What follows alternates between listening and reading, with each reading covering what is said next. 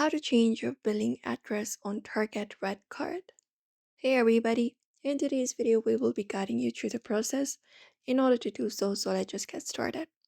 So what you may do is you may just go ahead and access your Target account. For that you can head over to the Target website or the Target application. And once you are there you can find the account or profile section. Usually in the top of your screen, in the top right, tap on it and open up your profile here. Now from here, if you're on website, you can look out for manage account option, tap on it. And once you tap on it, you will be taken to the account or profile section and you will be finding something, a menu or similar kind of options. Now here, in order to change your billing address, we need to look out for the payment method option. For that, scroll down from the given options and look out for payments, tap on it. And when you tap on it, you will be taken to the section where you'll be finding all of your payment method. Look for payment cards or similar section where you see payments are listed.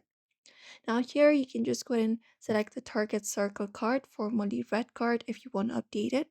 And you should be finding an option to edit the billing address associated with the card.